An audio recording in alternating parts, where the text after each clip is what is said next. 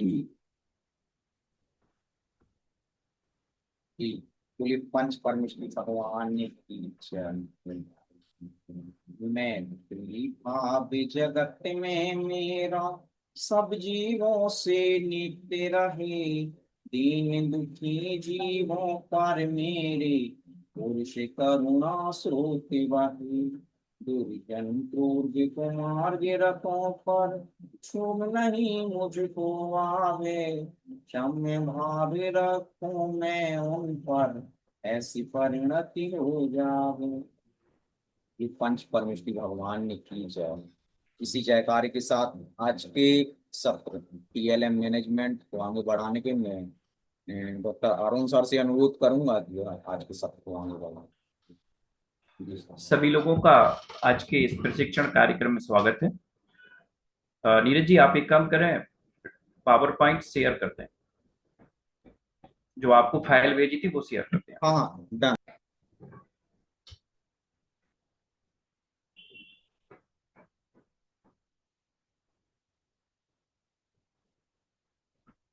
तब तक आप सभी लोग दो बातों का ध्यान रखें। हम बीच बीच में पॉज करेंगे। उस पॉज के टाइम में आपका क्वेश्चन का समय होगा। आप लोग उस समय का उपयोग करके क्वेश्चन हमसे पूछ सकते हैं। पहली स्लाइड ही रहने दें सर, अभी पहली स्लाइड पे ही पहुंच जाएं।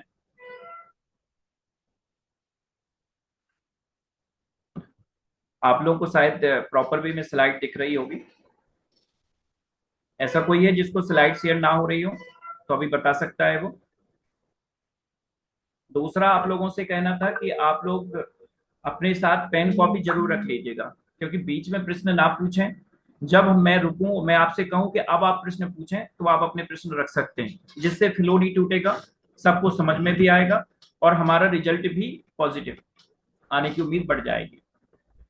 चलिए, आज का टॉपिक हमारा है, वो रखा गया है हमारे आने वाले सेशन को लेके। क्योंकि हम सभी लोग पढ़ते हैं, देखते हैं और जानते भी हैं कि टीएलएम एक ऐसी चीज है जिसको कहा जाता है हमेशा कि लेसन प्लान में ऐड करो। क्योंकि ऐसा माना जाता है कि अगर टीएलएम आपके पास है तो बहुत प्रभावी रिजल्ट पढ़ाने के दौरान आता है, बच्चों को आसानी से समझना भी हो जाता है। इस बात को ध्यान में रखते हुए आज का एक विषय जो रखा गया है, टीएलएम मैनेजमेंट, अर्थात टीचिंग लर्निंग मटेरियल का प्रबंधन क्या होता है, कैसे होता है, किन बिंदुओं का ध्यान रखना पड़ता है, इसके ऊपर हम आज की इस मीटिंग में कंसंट्रेट करने वाले हैं। तो अगली स्लाइड पे चलते हैं। सर अगली स्लाइड लीजिए, एक और बढ़ा दीजिए, एक और। जैसे कि नाम से ही पता है, टीएलएम आज का थोड़ा सा थ्योरेटिकल है। आज पिक्चर्स नहीं है, हम चाहते पिक्चर्स भी डाल देते, लेकिन उससे क्या होता है कि मेन टॉपिक बड़ा लेंदी लगने लगता है। तो जो महत्वपूर्ण पॉइंट है उसको समझने के लिए, जिससे आप अपनी डायरी में नोट कर सकें, आपके पास भी आगे के लिए नोट्स हो सकें, इस उद्देश्य से आज को थ्योरेटिकल फॉर्म में रखा है।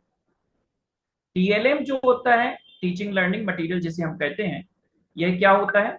यह हमारे टीचिंग का एक बहुत महत्वपूर्ण हिस्सा होता है। अगर हम टीचिंग को बेहतर बनाना चाहते हैं, प्रभावी बनाना चाहते हैं, हर एक बच्चे तक पहुंचने की स्थिति तक बनाना चाह रहे हैं, कई बार क्या होता है, हमारे कहे गए शब्द हर एक बच्चे तक नहीं पहुंच पाते। कुछ बातें ऐसी होती हैं जिनके हमें एग्जाम्पल्स देने ही पड़ते हैं। वो एग्जाम्पल्स अगर हम लागू करते हैं तो कई बार हम उसके लिए उसके मॉडल्स, कई बार उससे उन चीजों को सिखाना आवश्यक हो जाता है।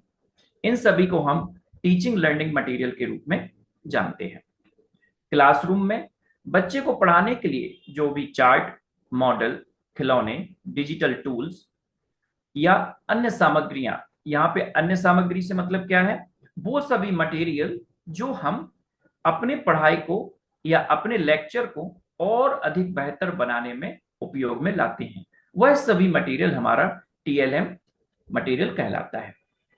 नेक्स्ट पॉइंट, टीएलएम सही तरीके से चुनना, बनाना, संभालना और उपयोग करना, यह मैनेजमेंट का पार्ट होता है। अर्थात पहली बात, टीचर के द्वारा विषय अनुसार और जिस जगह पे जिस चीज का एग्जाम्पल सेट होना है, उस हिसाब से उस टीएलएम मटेरियल का चयन करना। तो चुनाव, बनाना, कई बार ऐसा होता है कि टीएलएम हमारे पास नहीं होता, हमें टीएलएम मार्केट से भी लेना पड़ते हैं, कई बार हम स्वयं बनाने भी पड़ते हैं। तो वो बनाने का काम भी हम जो करते हैं वो प्रबंधन का ही भाग होता है। संभालना, उपयोग करने के बाद ऐसा नहीं कि हमने किसी रैक पे डाल दिया, खराब हो रहा है, क्योंकि जो आप उपयोग कर चुके हैं वो दूसरे व्यक्ति के लिए या अन्य विषय के लिए भी आपको उपयोग में आ सकता है, इसलिए उसको संभाल कर रखना। उपयोग करना, ऐसा नहीं कि टीएलएम आ गया है, आपने बना लिया, अब आप उसको उपयोग भी नहीं कर रहे हो, तो ये सभी चीजें ना हो, इस बात को सभी को मिला के कि चुनना, बनाना, संभालना और उपयोग करना, ये चारों चीजें टीएलएम मैनेजमेंट के अंतर्गत आती हैं। क्लियर है यहां तक? अगला पॉइंट है, टीएलएम का मैनेजमेंट सही ना हो तो कीमती और अच्छी सामग्रियां भी अलमारियों में बंद धूल खाती रहती हैं। ये वास्तविक स्थिति है। अगर टीएलएम कितना भी मैनेजमेंट ला के दे दे, बना के दे दे, आपका ग्रुप आपके पास रख दे, लेकिन कई बार ऐसा होता है कि रखे रहते हैं, टीचर्स यूज ही नहीं करते हैं, और उसका इम्पैक्ट क्या होता है कि वो धूल खाते रहते हैं, कई बार रखे रखे ही खराब हो जाते हैं। तो अच्छा प्रबंधन वो होता है कि वो अलमारियों में केवल 100 पीस बन के ना रहें। यहां मैं पॉज कर रहा हूं 1 मिनट के लिए। आप में से ये स्लाइड ओपन है अभी, अगर यहां तक किसी भी बिंदु को लेके आपका कोई प्रश्न है किसी भी व्यक्ति का, तो अनम्यूट करके अपनी बात रख सकता है।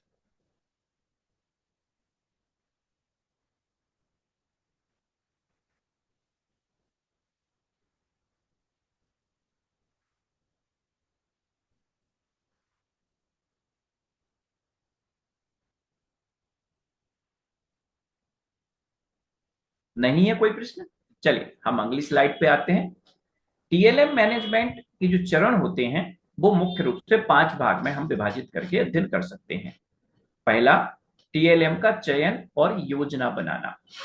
देखिए, टीएलएम का चयन अर्थात चुनना कि हमें इस विषय को पढ़ाने के लिए, इस पर्टिकुलर टॉपिक को पढ़ाने के लिए ये वाला टीएलएम उपयोग में लाना है। और योजना, कब, किस जगह उसको प्रदर्शित करना है, कैसे प्रदर्शित करना है और क्या होगा, वो सब चीजें इसके पार्ट में आती हैं। लेकिन यहां मुख्य रूप से हमने 2 बातों को खासतौर पे रखा है। तीसरी बात हम इसमें जोड़ सकते हैं, उसको भी हम आप इसमें समझाएंगे। तो इसमें सबसे पहला है छात्रों के स्तर के अनुसार। जब भी टीएलएम का चयन हो वह छात्रों के स्तर के अनुसार हो, जिसमें बच्चों की उम्र, मान लीजिए कक्षा एलकेजी के बच्चों को आप पढ़ा रहे हैं तो उनके लेवल के हिसाब से टीएलएम का लेवल होना चाहिए। अगर आप कक्षा 8 के बच्चों को पढ़ा रहे हैं तो उनके लेवल के हिसाब से टीएलएम होना चाहिए। अगर आप 10th क्लास के बच्चों को पढ़ा रहे हैं तो उनके लेवल के हिसाब से होना चाहिए। तो उम्र और कक्षा के अनुसार और उनके समझ के स्तर के अनुसार, समझ का स्तर यहाँ पे अलग बात आ जाती है। जरूरी नहीं कि कक्षा 4 में या 3 में या 2 में पढ़ने वाले हर क्लास के हर बच्चे का मानसिक स्तर एक जैसा हो। तो ऐसी जगह पर हमें ये ध्यान रखना पड़ता है कि छात्रों का स्तर, जैसे हम एएलएस क्लास लेते हैं, सामान्य बच्चों को हो सकता है कि हम टीएलएम अलग प्रकार का लें, लेकिन जब हम एएलएस क्लास लें तब हमें बच्चों के स्तर के अनुसार जाना पड़ सकता है। अर्थात जैसे बच्चों की उम्र और कक्षा हो और उनका मानसिक स्तर यानी समझ के लेवल की, कोई व्यक्ति या कोई बच्चा किसी और एग्जाम्पल से समझ सकता है तो कोई बच्चा कोई और एग्जाम्पल से, तो हमें उसी हिसाब से टीएलएम का चयन करना पड़ता है। दूसरा, इस बात को ध्यान रखना कि कम लागत की हो वो टीएलएम और अथवा बिना लागत के हो। कारण कई बार क्या होता है कि महंगा टीएलएम होने से हम बच्चों को देने से बचते हैं। लगता है डर कि ऐसा नहीं टूट जाए, तोड़ दें, गुम जाए, बर्बाद कर दें। तो ऐसी स्थिति से बचने के लिए हम ऐसी चीजों का चयन करें, या तो बहुत सस्ता हो या फिर ऐसा हो कि जो बिल्कुल फ्री ऑफ कॉस्ट जैसा मटेरियल मिलता हो, जैसे आसानी से और सस्ते में मिल जाए, जैसे माचिस की डिब्बी, कंकड़, पुरानी बोतलें, अखबार के टुकड़े या अखबार। इन सब चीजों से भी हम बहुत सारे टीएलएम को बना सकते हैं। ये एग्जाम्पल है। इसके अलावा जैसे आप बच्चों को सेग्रीगेशन सिखा रहे हैं, आपने दाल और चावल के दाने मिक्स कर दिए, आपने मान लीजिए कहीं उनको पिक करने वाली एक्टिविटी के लिए मैं प्रैक्टिस करा रहे हैं तो आपने बटन इत्यादि रख दिए, सुई में धागा डालने वाला काम दे दिया या बटन के अंदर धागा डालने वाला काम दे दिया, तो ये नो कॉस्ट जैसे हमारे टीएलएम हो जाते हैं। लेकिन हमारे ये बहुत सारी स्किल को डेवलप करने में हेल्प करते हैं। तो हमें इस बात को ध्यान रखना है कि हम कम लागत या बिना लागत जैसी चीजों का टीएलएम बनाने में उपयोग रखें। नेक्स्ट पॉइंट, बहुउद्देशीय हो। बहुउद्देशीय से मतलब हमारा वो जो टीएलएम हो वो केवल इस बात पे कंसंट्रेट ना हो कि वो हमें केवल मैथ में ही उपयोगी हो या कक्षा 3 के लिए ही उपयोगी हो। हम टीएलएम बनाते समय इन बातों को ध्यान में रखें कि जो टीएलएम बन रहा है या जिसको हम खरीद रहे हैं या जो हमारे लिए कहीं से मिला हुआ है, वो टीएलएम हिंदी में भी उपयोग हो सकता है वो साइंस में भी उपयोग हो जाए, या हो सकता है वो 6वीं कक्षा में भी हो और कक्षा 3 में भी उपयोग हो।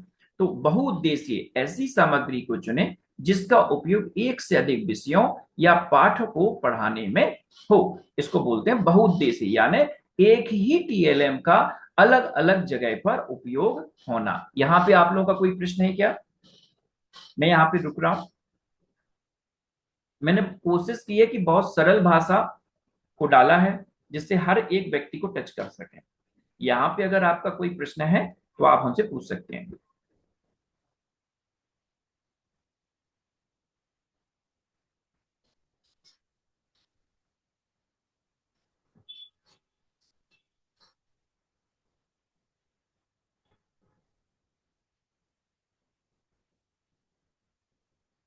चलिए नीरज जी आगे बढ़ते हैं। किसी का कोई प्रश्न नहीं है, लगता है सभी को कुछ सब कुछ समझ में आ रहा है या तो सबके सिर के ऊपर से जा रहा है।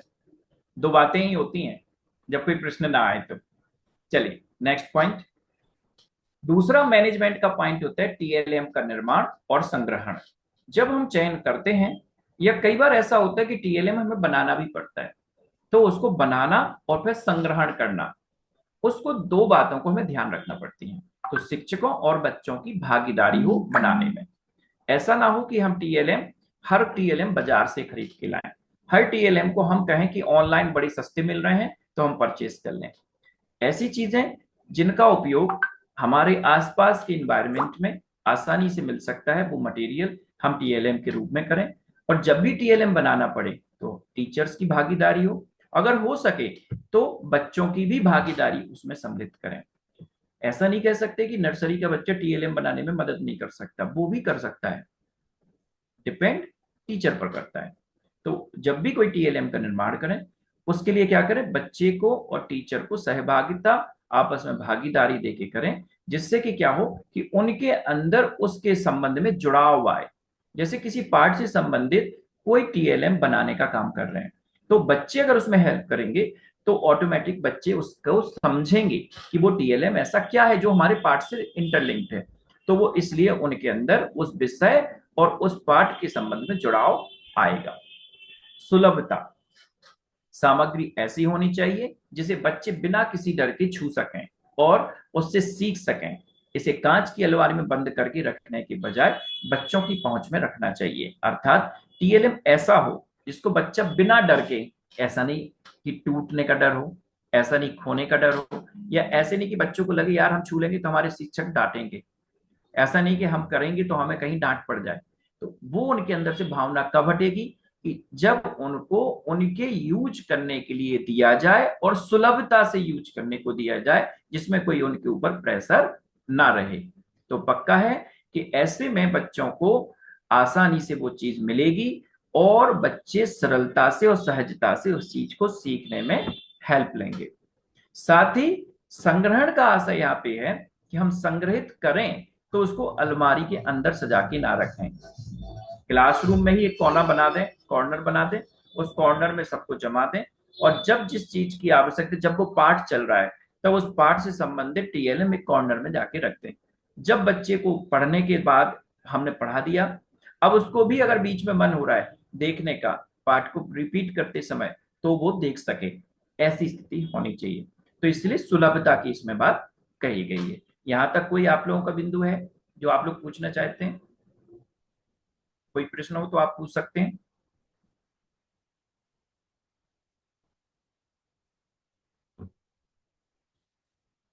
चलिए, आज बच्चे बहुत अच्छे हैं। नीरज जी आगे बढ़िए। टीएलएम का उचित रखरखाव और वर्गीकरण।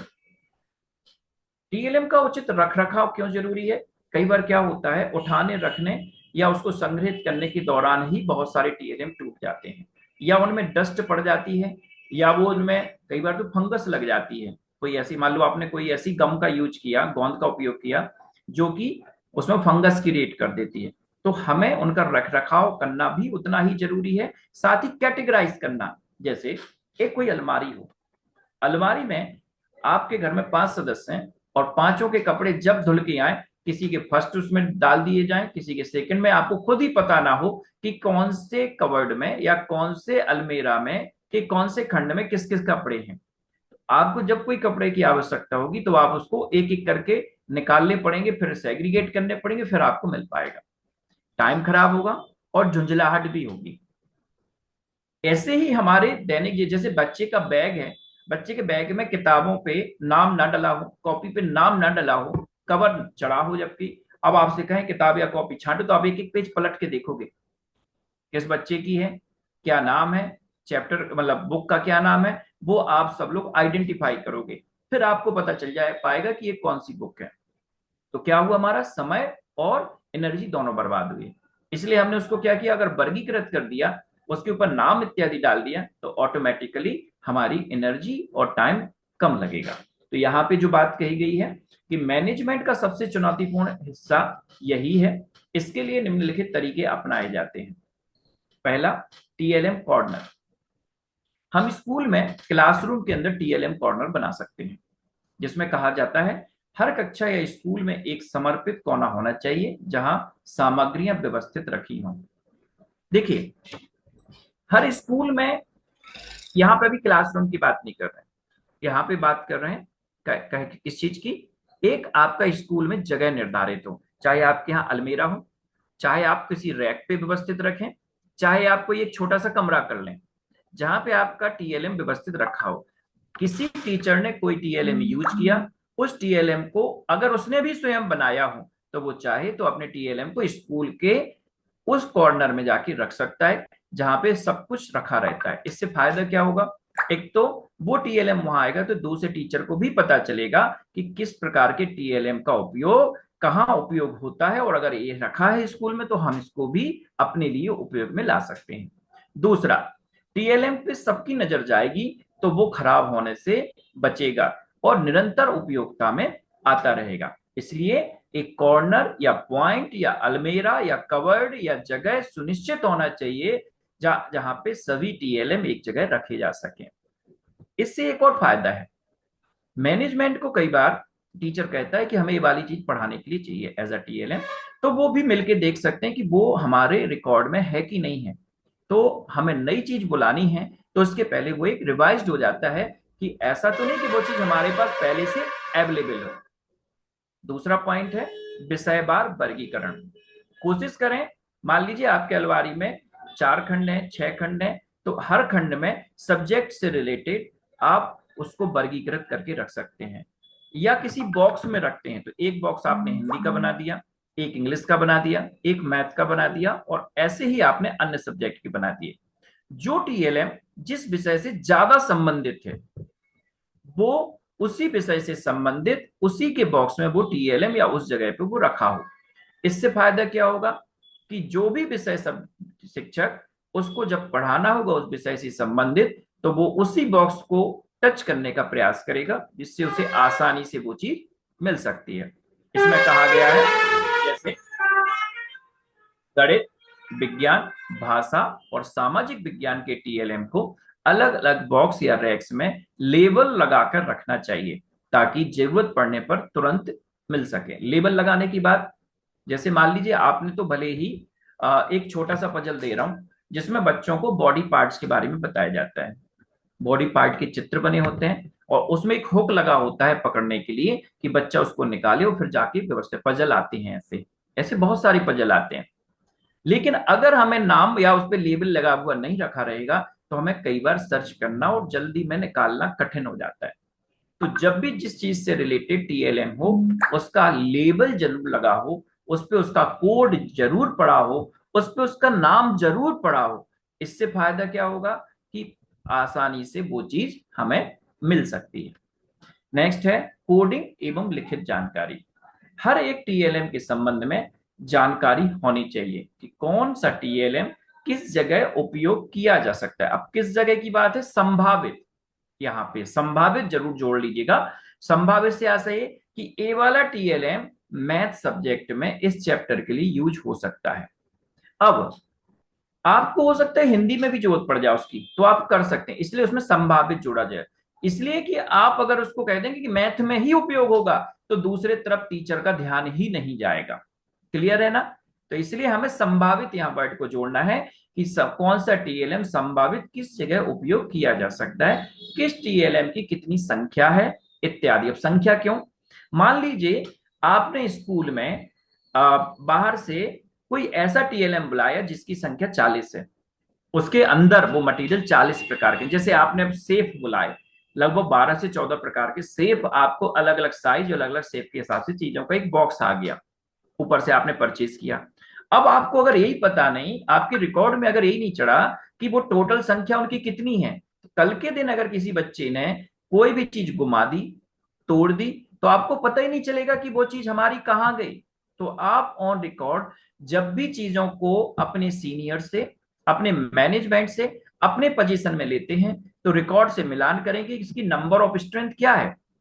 आफ्टर देन जब आप रिफंड करें, रिटर्न करें, तब आप उसमें जो जरूर नोट करें या करवाएं कि हमारे उसकी कितनी संख्या थी, जिससे कि उसकी एक सही संख्या बनी रहे, जिससे कि हमारा वो सेट खराब ना हो।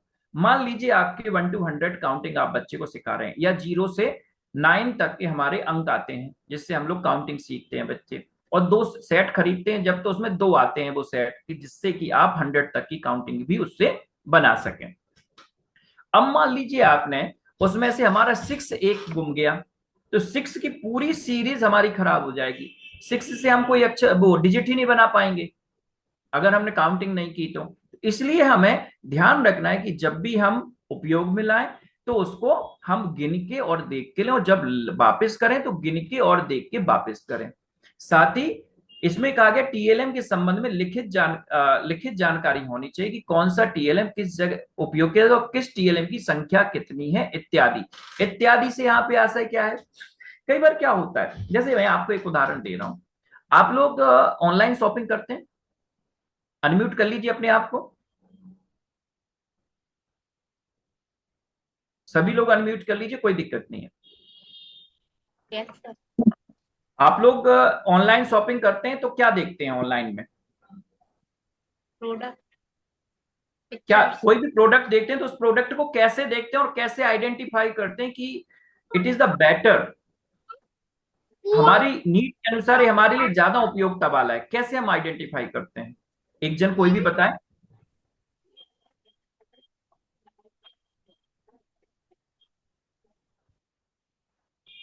सर उसके रिव्यू देखते हैं, क्वालिटी देखते हैं, और और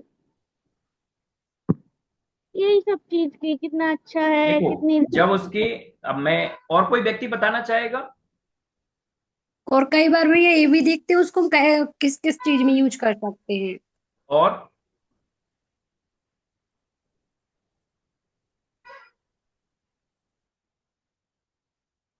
कोशिश कीजिए, सब लोग आज के समय, गर्ल्स तो सबसे ज्यादा ऑनलाइन शॉपिंग करते हैं, मार्केट में अगर ऑनलाइन शॉपिंग का ट्रेंड बढ़ाया है तो गर्ल्स ने ही बढ़ाया है।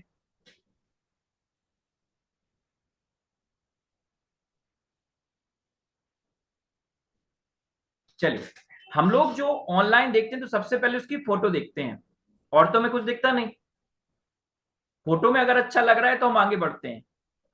फिर हम फोटो के साथ साथ उसका रेट भी देखते हैं, कितने का है, हमारे बजट में है कि नहीं है।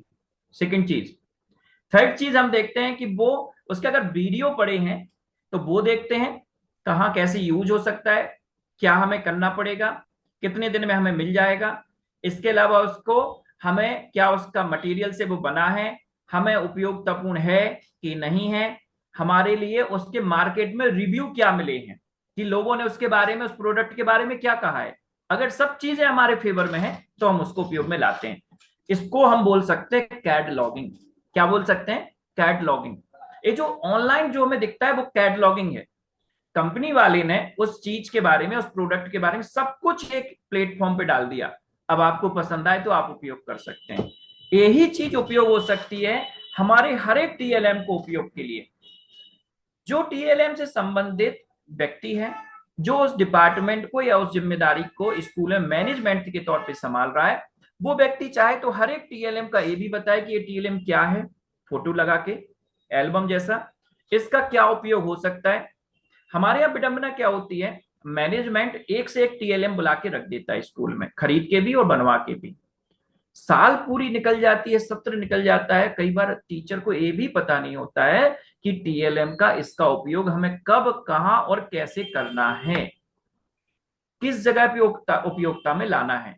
अगर शिक्षक को ये पता चल जाए किसी प्लेटफॉर्म से कि ए वाला प्रोडक्ट या मतलब ए वाला टीएलएम हमें इन इन संभावित विषय में उपयोग में लाया जा सकता है और इसकी उपयोग करने की विधि ए है, इसकी स्कूल में संख्या इतनी है और इसकी कॉस्ट इतनी है और इसके उपयोग करने से फायदा ए होगा, और पुराने अगर किसी शिक्षक ने उपयोग किया है वो अगर अपना एक प्लेटफॉर्म बना के स्कूल में डाल दे, उस पर लिख दे कि इस वाले टीएलएम को हमने ऐसे उपयोग किया, इससे हमें फायदा मिला था। इससे पता है फायदा क्या होगा, इससे हर दूसरे टीचर को मोटिवेशन मिलेगा, साथ ही उसकी जो सर्चिंग पावर होती है, सर्चिंग एनर्जी होती है कि हमें कौन सा टीएलएम कब, कैसे, कहां चुनकर किस जगह उपयोग में करना है, वो सारी मेहनत उसकी खत्म हो जाएगी और उसको बड़ी आसानी से मिनटों में डिसाइड हो जाएगा कि कौन सा टीएलएम हमें कब, कहां, कैसे उपयोग में लाना है। तो यह कोडिंग और लिखित जानकारी करना। यहां तक किसी का कोई प्रश्न है? अगर यहाँ पे कोई शंकात्मक स्थिति बन रही तो हमसे कृपया कर पूछ लीजिए। नहीं है? चलिए कोई बात नहीं, आगे बढ़ते हैं। सुरक्षा। कागज या कार्डबोर्ड के टीएलएम को सीलन से, चूहों से और कीड़ों से बचाकर रखना जरूरी होता है। प्लास्टिक या लकड़ी के मजबूत टीएलएम को हमें इसलिए प्राथमिकता देना चाहिए। लकड़ी या प्लास्टिक का जो टीएलएम नॉर्मली चूहा नहीं खाता, या खाता है तो बहुत जल्दी नहीं कतरता, लंबे टाइम तक चलते हैं, बच्चे उपयोग करते हैं तो टूट फूट नहीं होती है। तो हमें ऐसे टीएलएम का उपयोग करना चाहिए जिनमें हमारी कॉस्ट कम आए, जिनमें रखरखाव कम आए, सुरक्षा कम करनी पड़े। तो ये टीएलएम को जब हम लेते हैं, निर्धारित करते हैं और उनको वर्गीकृत करते हैं तो इन बातों को हमें ध्यान रखनी पड़ती है। सबसे पहले स्कूल में टीएलएम का एक कॉर्नर होना चाहिए, विषयवार वर्गीकरण उसका होना चाहिए, टीएलएम का कोडिंग होनी चाहिए कि ये कौन सा टीएलएम है और उसका कोड क्या है, क्योंकि आपने अगर रजिस्टर बनाया, हर टीएलएम की फोटो ली और उसके सामने उसका कोड लिख दिया कि 65 नंबर हमारा कौन है, तो 65 नंबर पे कौन का ही होना चाहिए। जब भी हम ढूंढें तो हमें उतने नंबर का वो टीएलएम मिल सके, उसकी सुरक्षा का भी हमें ध्यान रखना चाहिए। आगे बढ़ते हैं अगली स्लाइड पे। नीरज जी अगली स्लाइड पे आ जाइए प्लीज।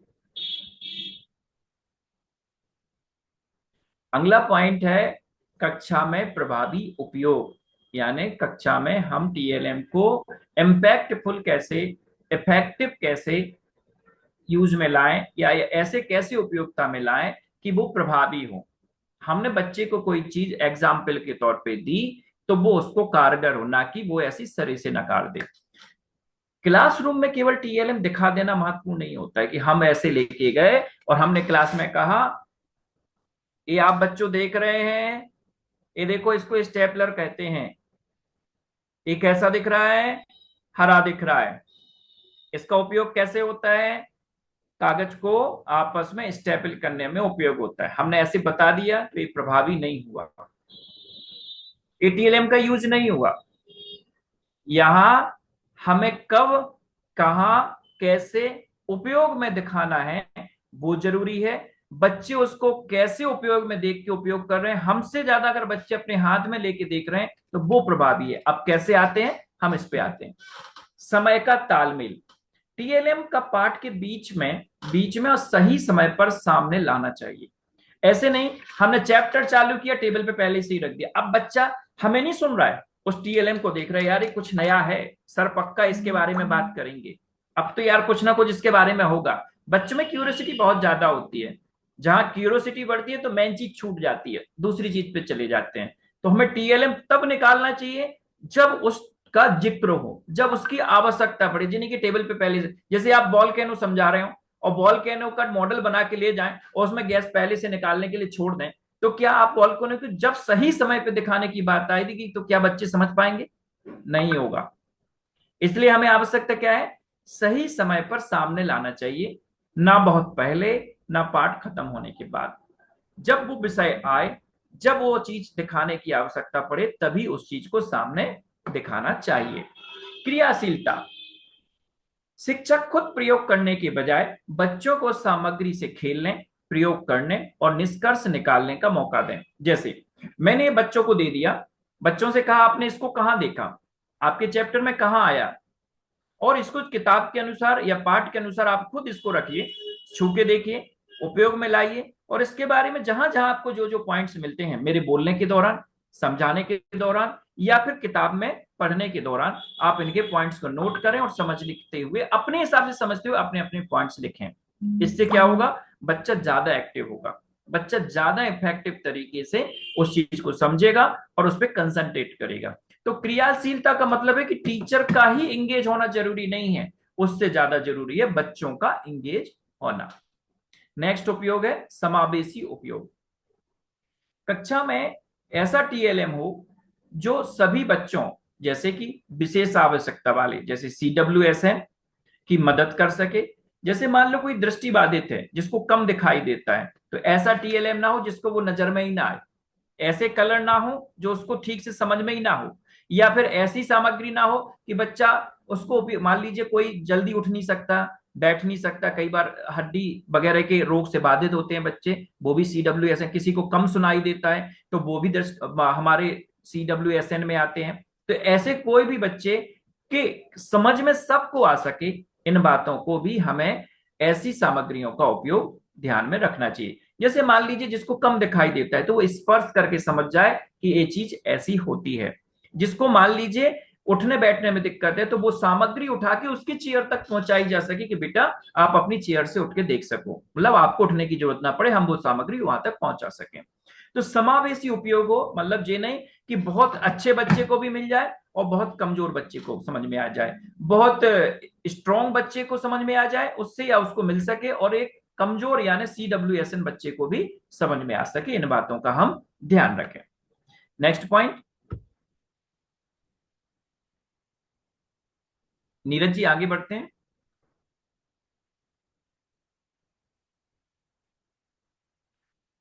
अगली स्लाइड जो हमारी है उसमें कहा गया मूल्यांकन और अपग्रेडेशन। मूल्यांकन और अपग्रेडेशन करना बहुत जरूरी है। प्रभावशीलता की जांच। अच्छा एक बात बताइए, आप लोग बीच में चाहे तो म्यूट से अनम्यूट हो जाइए, आप जिसको बोलना है बिना नाम के आप अनम्यूट हो सकते हैं। हम क्लास में पढ़ाते हैं तो हम परीक्षा क्यों लेते हैं, या आप लोगों ने इतने सालों तक परीक्षाएं क्यों दी?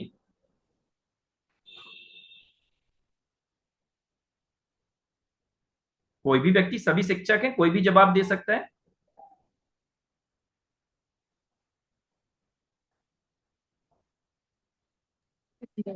सर मूल्यांकन करने के लिए कि बच्चे ने जो सीखा है उसको आ रहा है कि नहीं आ रहा है। अच्छा कभी हमने सोचा है ऐसा कि हम बच्चे का ही मूल्यांकन करते हैं, कभी अपना मूल्यांकन करते हैं हम?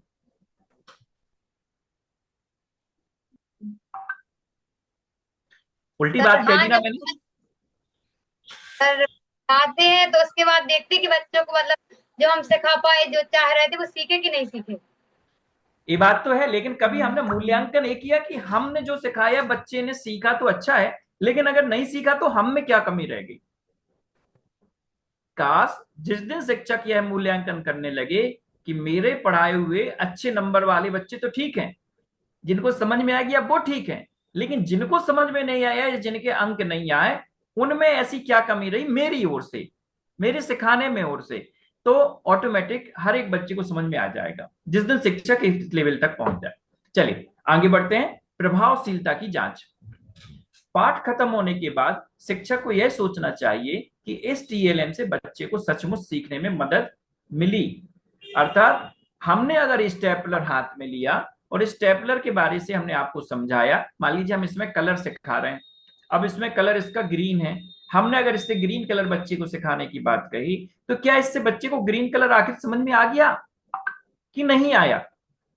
अगर आया तो अच्छी बात है, नहीं आया तो अभी हमें इसमें क्या बदलाव करने की आवश्यकता है, अर्थात हमें टीएलएम क्या बदलने की आवश्यकता है। टीएलएम की क्वालिटी, टीएलएम की प्रभावशीलता, टीएलएम को दूसरे टीएलएम को लाना कि नहीं लाना, या एग्जाम्पल दूसरा सेट करना, ये सब चीजों के लिए हमें आवश्यकता पड़ती है। तो नेक्स्ट पॉइंट है बदलाव और सुधार। जो सामग्री पुरानी, खराब या अप्रभावी हो चुकी है, कई बार क्या होता है कुछ टीएलएम रखे रखे ऐसे हो जाते हैं स्कूल में, पुराने हो जाते हैं, तो देखने से ही उनकी और इच्छा नहीं होती। जैसे कोई कपड़ा गंदा हो, कोई दाग लग गया हो, डस्ट लग गई हो, तो ऑटोमेटिक हमें ऐसा लगता है यार कहां से उठा के लाए, अच्छा नहीं लगता, मन नहीं लगता उसमें देखने में।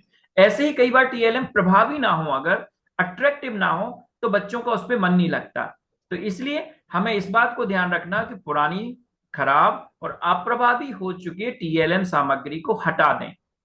अगर उसमें सुधार हो के वो अट्रैक्टिव हो सकता है, तो समय समय पर हमें उनका मैनेजमेंट करते रहना चाहिए, जिससे वो प्रभावी बनी रहे। कई बार कुछ प्लास्टिक की सामग्री या वुडन सामग्री भी ऐसी होती है जो रखी रखी डस्टिंग के कारण कलर में थोड़ी अट्रैक्टिवनेस कम हो जाती है। उसकी अट्रैक्टिवनेस कई बार क्या होता है, धोके, साफ करके, गीले कपड़े से या कोई ऑयली जैसी चीजों को उस पर लगा के भी उसकी चमक को बनाया जा सकता है। तो ये सब हम अगर बीच बीच में एक्टिविटी फॉलो करते रहें तो हमारे टीएलएम में सुधार होता रहे, खराब होने से बचेंगे। साथ ही अगर जिनको बदलना है, अलग होना है, वो हमारे चेंज होते रहेंगे, जिससे टीएलएम रूटीन में उपयोग होता रहता है। Next slide please. अब हम आते हैं निष्कर्ष पे। निष्कर्ष पे आए इसके पहले बैक कर दीजिए सर, 1 मिनट को आप एक स्लाइड बैक कर दीजिए बस, केवल बस। अब यहां तक आप लोगों का अगर कोई प्रश्न है तो वो आप लोग पूछिए, हमें खुशी होगी। और अगर उसके बाद फिर हम लोग समराइज करते हैं, क्योंकि हम टाइम से शायद काफी जल्दी जा रहे हैं।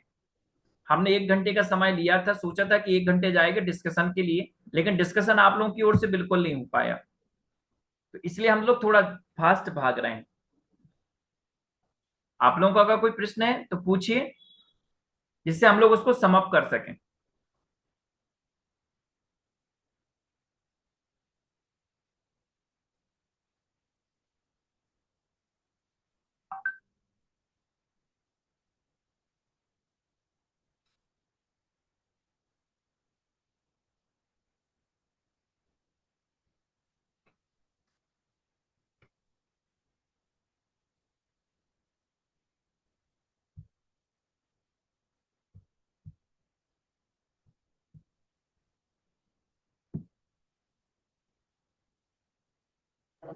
भैया आपने ये हाँ जी बोला था ना कि टीएलएम बनवाना चाहिए बच्चों को, तो कब जी। बनवाना चाहिए? जैसे पाठ के बीच में बनवाना चाहिए कि जब नहीं पूरा नहीं हो नहीं, जाए?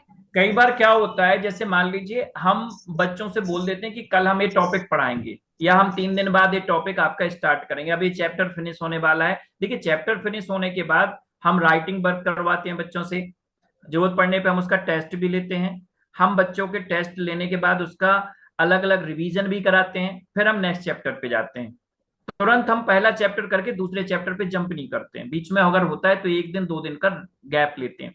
उस गैप में हम बच्चों को नए चैप्टर को पढ़ने और नए चैप्टर के संबंध में काम दे सकते हैं। जैसे आपके उसमें आया कि आप मिट्टी के स्ट्रक्चर को पढ़ाने वाले हैं, कि types of soil and structure of soil आप ये पढ़ाने वाले हैं। तो आपने बच्चों से कहा कि आपके आसपास जिसको जो जिस प्रकार की आपको मिट्टी मिल सके वो आप कलेक्ट कीजिए, और अगर हो सके तो उसके संभावित लक्षणों को आप पढ़ के और लिख के लेके अपनी समझ से आइए। आपने क्या किया, कलेक्शन करवा लिया। अब जब आपने सभी उठा के मटेरियल अपने पास रख लिया, आपने अपने हिसाब से उसको देखा और अपने हिसाब से उसमें नामकरण वगैरह चाहा तो कर लिया। अदरवाइज जब बच्चा जो जो कलेक्ट करके लाया, जब उसके एग्जाम पे लाए कि ये काली मिट्टी ऐसी होती है, इसका स्ट्रक्चर और टेक्सचर ऐसा होता है, और इसको ऐसे ऐसे, तो जिस बच्चे ने मिट्टी लेके आया वो खुद आके आएगा कि देखो ये काले रंग की मिट्टी ऐसे होती है और इसको हम ऐसे यूज, या इसको स्ट्रक्चर से। ये हो गया एक हमारा कलेक्शन वाला। दूसरा, कई बार ऐसा होता है कि जैसे मैच स्टिक्स की बात आती है, तो हमने कोई मटेरियल बनवाया, तो टीएलएम है, तो हमने किसी बच्चे से, अच्छा बेटा आप अपने घर से एक माचिस की डिब्बी ले आना जिसमें स्टिक हो। दूसरे बच्चे से कहा, अच्छा आपके पास सफेद कलर का अगर कागज हो तो आप वो ले आना। तीसरा आपने कहा किसी बच्चे से कि अच्छा आप लोग इतना एक्टिविटी करते हो तो आपके पास हो सकता है कि वो गम हो, यानी गोंद हो, तो वो आप ऐसे आपने अलग अलग सामग्री लोगों से कलेक्ट कर ली। जब आपका कभी हो सकता है कि आप क्लास में उस दिन चैप्टर ना पढ़ाएं, उस दिन आप बच्चों के साथ एक्टिविटी कर सकते हैं। या थर्ड थिंग कि आप बच्चे से ये भी कर सकते हैं, खुला है, एक मिनट वेट करो अब तुम। बच्चों से हम ये कह सकते हैं कि बेटा आज हम इस चीज को नहीं पढ़ाएंगे, आपके आर्ट एंड क्राफ्ट वाले टीचर आपको ये बताएंगे कि इसको कैसे बनाया। तो आर्ट एंड क्राफ्ट वाले टीचर को आपने बता दिया कि इस मटेरियल से हमें ए वाला टीएलएम बनाना, इसलिए आप इसको एक्टिविटी फॉर्म में चेंज कर लो।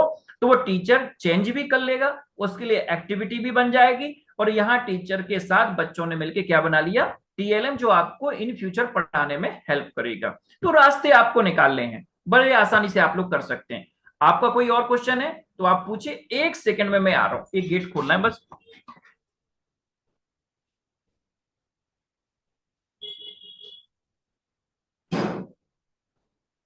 हो गया, फास्ट कर लिए, थोड़ा वेट। हाँ, और कोई क्वेश्चन आप लोग का, और कोई प्रश्न है तो आप पूछ सकते हैं अभी।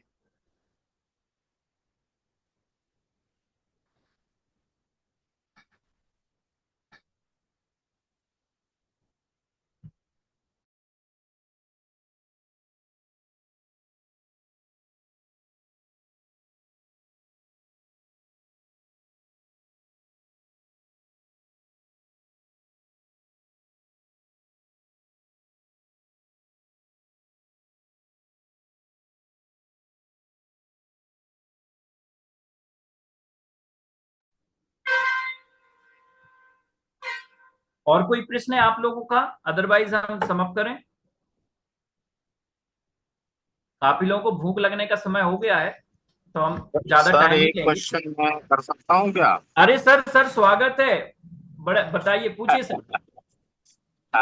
मेरा सर ये प्रश्न उठा अभी मेरे दिमाग में कि टीएलएम और जो बच्चों की एक्टिविटी वाला कोई वर्क है या मॉडल है, अ, मेरे ख्याल से वो अलग अलग चीजें हैं कि एक दूसरे में उनको कन्वर्ट कर सकते, दूसरे देखिए टीएलएम में दो, मतलब हो मैं सकता आपकी है। बात को समझने का प्रयास करता हूं और समझाने जी का आपको प्रयास करता हूं कि इसका उत्तर क्या हो सकता है संभावित। जी देखिए टीएलएम वो मटेरियल होता है जिसको हम पाठ को पढ़ाने में के दौरान आसानी से बच्चे को समझाने में उपयोग में लाते हैं।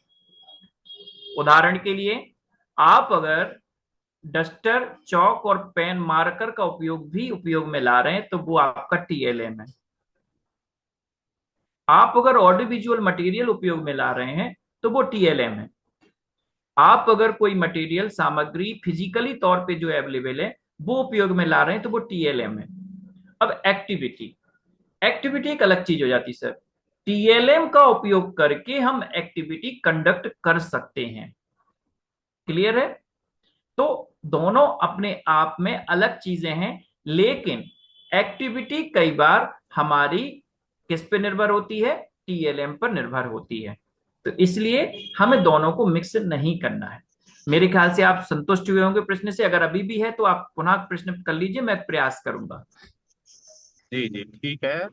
मतलब मेरा कहने का ये था कि जैसे टीएलएम है वो जी तो टीचर्स ही उस पे फोकस ज्यादा करेंगे, और जो एक्टिविटी है या प्रोजेक्ट है वो बच्चे बनाएंगे। मैं मतलब मेरा सोच ये है। देखिए सर, नहीं, थोड़ा सा यहाँ पे भी अंतर है। अभी हमने कहा कि टीएलएम में टीचर से ज्यादा बच्चे को उपयोगिता में लाना है। हम अगर कोई भी टीएलएम लेके आ रहे हैं तो टीचर हाथ में लेके ना घूमे, बच्चों के हाथों में छोड़ दे और बच्चे उसको बीच में छू के, देख के, समझ के पढ़ने के दौरान उपयोग में लाए। इससे क्या होगा, उसको एक जो अंदर से आत्मीयता होती है उस विषय के प्रति, वो बढ़ जाती है। दूसरा, अभी हमने कहा कि एक्टिविटी या जो बनाने की बात है, तो वो उस टाइम पे बनाने के, जैसे कई बार हम ऐसे प्रोजेक्ट दे सकते हैं, उदाहरण के लिए आपने कहा कि हम साइंस में पढ़ाने के दौरान वॉल्केनो का यूज आता है, वॉल्केनो हम पढ़ाते हैं। वॉल्केनो को मॉडल हमने 5 बच्चों को दे दिया कि आप 5 बच्चों को ये वाला मॉडल बनाना है। बच्चों ने जैसा भी मॉडल बनाया, हम पहले भी दे सकते हैं। कई बार क्या होता है, चैप्टर खत्म होने के बाद हम मॉडल बनवाते हैं, जबकि हम पहले भी दे सकते हैं कि वो मॉडल पहले बनाए। जब वो बनाएंगे तो पढ़ेंगे, पढ़ेंगे तो उस टॉपिक या उस चीज के बारे में उनका नॉलेज आना स्टार्ट हो जाएगा, तो वो फिर चैप्टर को और आसानी से समझने का प्रयास करेंगे। तो हम बच्चे को पहले से अगर टास्क दे दें कि आपको वॉल्केनो इत्यादि के जो मॉडल है वो बना के लाना है, किसी की लाइफ साइकिल है, किसी का कुछ है, तो वो बनाएंगे, घर से बनाएंगे या स्कूल में एक्स्ट्रा टाइम में ग्रुप में भी बना सकते हैं, अदर टीचर के आर्ट एंड क्राफ्ट वाले टीचर की हेल्प से भी बना सकते हैं। तो इससे बच्चा क्या होगा, उसका इन्वॉल्वमेंट बढ़ जाता है और बच्चे में सीखने की परसेंटेज बढ़ जाती है। ठीक है sir, thank you. Okay sir, welcome. आगे बढ़ते हैं, और कोई प्रश्न अगर है तो, अदरवाइज हम आगे बढ़े। चलिए नीरज जी, निष्कर्ष। एक बेहतरीन टीएलएम मैनेजमेंट वही है जो कम खर्चीला, आसानी से उपलब्ध, सुरक्षित और पूरी तरह से छात्र केंद्रित हो। ये 4 बातें इसमें कही गई हैं। कम खर्चीला हो, मतलब जिसपे हमारी कॉस्ट कम आए। अगर बच्चे से टूटने का डर ना हो, मान ले उसने तोड़ दिया तो हमें भी इतना दुख ना हो कि यार इतना महंगा सामान तोड़ दिया, या कई बार ऐसा होता है कि हम बच्चे को खेलने को ही नहीं देते कि ये महंगा है तो तोड़ ना दे। तो इसलिए कम खर्चीला हो, आसानी से उपलब्ध हो। मान लीजिए अगर कोई चीज टूट गई या बच्चे को कोई चीज उपयोगिता में लाना है तो उपलब्धता उसकी आसानी, ऐसा ना बहुत भारी हो, बच्चा पैर पे ही गिरा ले या हाथ से छोड़ दे तो वो खराब हो जाए। सुरक्षित हो, कई बार कुछ छोटे बच्चे ऐसे टीएलएम होते हैं जो मुंह में खा लेते हैं। जैसे मान लीजिए आपने कंचे, या जिसको हम मार्बल कहते हैं, उससे कोई आप एक्टिविटी बच्चों को करा रहे हैं उस टीएलएम का यूज करते हुए, तो इस बात को ध्यान रखना है कि वो सुरक्षित हो। ऐसा नहीं कि हमने दिया बच्चे को सीखने को, बच्चे उससे असुरक्षित हो गए और उन्होंने अपना नुकसान कर लिया। या आप वॉल्केनो का प्रैक्टिकल करा रहे हैं तो ऐसे कोई केमिकल यूज ना कर लें कि जो आपको नुकसानदेह हो जाए। पूरी तरह से छात्र केंद्रित हो, मतलब जिसमें बच्चों का इन्वॉल्वमेंट ज्यादा हो, जिसमें बच्चों को ये लगे कि हमारा ही इन्वॉल्वमेंट है, ना कि टीचर ही टीचर इसको उपयोगिता में ला रहा है। तो 4 बातों को ध्यान रखना है। कम खर्चीला हो, आसानी से उपलब्ध हो, सुरक्षित हो और पूरी तरह से छात्र केंद्रित हो। इसका उपयोग क्यों करते हैं टीएलएम का, सबका समराइज अगर एक पॉइंट कहें तो इसको रट्टाफिकेशन से बच्चे को पढ़ाई को मजेदार और व्यवहारिक बनाने के लिए इसका उपयोग किया जाता है। मतलब बच्चा केवल रट के याद ना करे कि वोल्केनो ऐसा होता है, ऐसा होता है, ऐसा होता है। जब उसने उसका मॉडल या प्रोजेक्ट सामने देख लिया या उसने बना लिया तो ऑटोमेटिक उसको काफी चीज आसानी से समझ में आ। जैसे हमने अभी एक उदाहरण दिया था, मिट्टी कितने प्रकार की होती है, अब वो पढ़ रहा है दुर्मट मिट्टी क्या होती है, काली मिट्टी क्या होती है, पीली लाल मिट्टी क्या होती है। उसकी तुलना में अगर वो मिट्टी के एग्जाम्पल सामने रख दिया जाए तो वो उसको आसानी से समझ में आ जाता है कि ये वाली मिट्टी काली मिट्टी है, ये वाली मिट्टी दुर्मट मिट्टी है, ये वाली मिट्टी हमारी पीली मिट्टी है। तो ऐसे मॉडल्स या ऐसे हमारे एग्जाम्पल्स बड़ी आसानी से बच्चे को रट्टाफिकेशन या रोट लर्निंग से अलग करते हैं। साथ ही बच्चे को मजेदार तरीके से, आपने अगर एक मूवी देखी हो, क्या नाम, हमारे भविक सर ने रेगुलर ट्रेनिंग के दौरान ये दिखवाई है पहले, जिसको गीता रानी करके एक पिक्चर है, मूवी है, जिसमें एक आर्मी लेडी होती है, वो स्कूल के प्रिंसिपल बन के आती है और स्कूल को पूरा रट्टाफिकेशन से हटा के, जैसे उसमें एक एग्जाम्पल है, बच्चों को वो सिखाती है कि कौन सी भारत के कौन से प्रदेश की राजधानी कौन कौन है और उसको किस किस मार्ग से पहुंचा जा सकता है। तो उसमें आता है कि बच्ची को एक छड़ी देते हैं कि बोलते हैं कि आप बॉयज किससे जाएंगे, गर्ल्स किससे जाएंगे, अच्छा आप चंडीगढ़ किससे जाएंगे। तो बच्चे को ये लोकेशन तय हो गई कि इंडिया के मैप में किस राज्य में चंडीगढ़ कहाँ सिचुएटेड है, ये बेनिफिट हो गया। तो उन्होंने एंजॉय किया और साथ ही साथ नॉलेज को गेन किया। तो ये टीएलएम केवल क्या हुआ, एक मैप बनाया और हमने बच्चे को एक स्टिक हाथ में दे दी, इतने ही टीएलएम में हमारा हो गया। लेकिन फायदा क्या हुआ, बच्चे को रट्टाफिकेशन यानी याद करने की प्रोसेस से वो बाहर निकल गया, व्यवहारिक ज्ञान के रूप में हमने उसको बदल दिया। तो इसका मुख्य उद्देश्य टीएलएम का कि रट्टाफिकेशन और पढ़ाई को मजेदार और व्यवहारिक रूप से बनाने के लिए टीएलएम का उपयोग किया जाता है। अगली स्लाइड पे आए नीरज जी।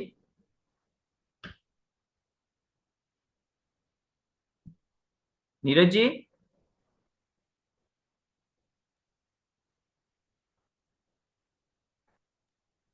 जी सर। अगली स्लाइड पे आ जाएं प्लीज। अब यहाँ पे आपको एक वर्क दे रहा हूं, अगर आप लोग, पिछले बार का तो आज तक हमें किसी का नहीं मिला, आज अगर करने का मन हो तो कर लेना।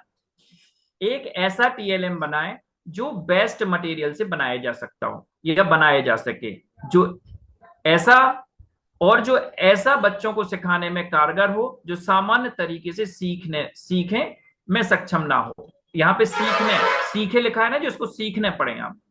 ऐसा टीएलएम बनाएं जो बेस्ट मटेरियल, यानी जो हमारे यहाँ लगता है ना कबाड़ सामग्री है, उस कबाड़ सामग्री से कोई टीएलएम बनाया जाए, और ऐसे बच्चों को सिखाने में कारगर हो जो बच्चे सामान्य तरीके से नहीं सीख सकते। जैसे एएलएस, हम जो एएलएस क्लास लेते उस टाइप के बच्चे भी इसमें आ सकते हैं, CWSN वाले भी बच्चे इसमें आ सकते हैं।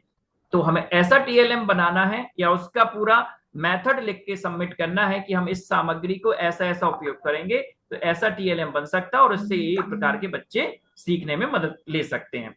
ये आपका क्रिएटिव वर्क है, आप करिए, सीखे, आपका खुद नॉलेज बढ़ेगा और आपका खुद का डेवलपमेंट होगा। Next slide please.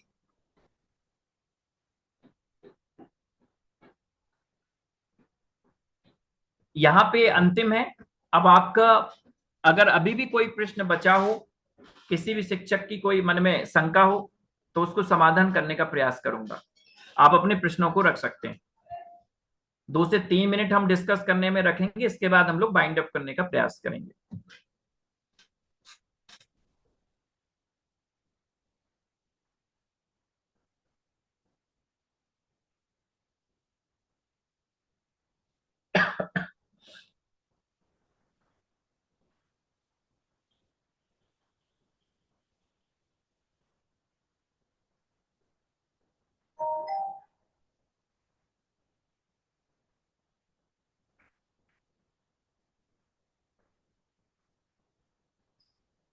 चलिए, कोई प्रश्न नहीं है, कोई प्रश्न नहीं आया तो नीरज जी से आग्रह करूंगा कि आज की इस प्रशिक्षण कार्यक्रम को बाइंड अप करने का कष्ट करें।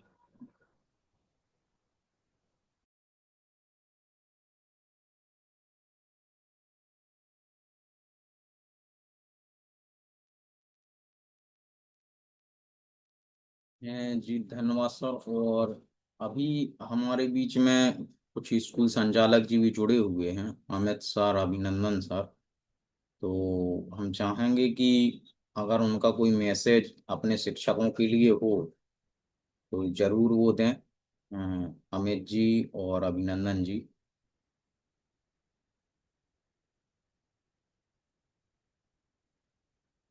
शायद हमें लगता है कि तकनीकी असुविधा के चलते हम उन तक संपर्क नहीं कर पा रहे हैं। तो आज का सेशन बहुत ही सारवर्धक रहा टीएलएम मैनेजमेंट को लेके, और ये बहुत ही जरूरी है। बच्चे को अगर शैक्षणिक कार्य से जोड़ना है तो जितना ज़्यादा से ज़्यादा हम टीएलएम का उपयोग करेंगे वह उतना ज़्यादा ज्वाइंट होगा। क्योंकि कुछ टीएलएम ऐसे होते हैं जो हमें अपने आप में क्रिएटिव करने पड़ते हैं, टॉपिक के हिसाब से, बच्चे के इंटरेस्ट के हिसाब से, आसपास की व्यवस्थाओं के हिसाब से। तो वो आज के इस सत्र में आप सभी ने सुना एवं समझा है, और सभी आप सभी इस पर जरूर से कार्य करेंगे ऐसा हम मानते हैं। समय हो चला है, हम पुनः ईश्वर की वंदना करते हुए सत्र को यहीं पे विराम देंगे, पुनः 4 पंक्तियों के वाचन के साथ। 1 मिनट यहाँ इंटरप्ट कर रहा हूँ नीरज जी। जी। विद्यालय के टीचर्स ने कुछ मिलकर अभी एक एल्बम बनाया है जिसको अभी कोडिंग और इन सब की बात कही गई थी। इन फ्यूचर जैसे भी ये होगा हम ग्रुप में शामिल करेंगे। तो सभी स्कूल संचालकों और टीचर से आग्रह होगा अपने अपने स्कूल में कि अगर इस तरीके से अपने कोडिंग इत्यादि का काम करें तो आसानी से इसका रिकॉर्ड संग्रहित हो सकता है। चलिए आगे बढ़िए।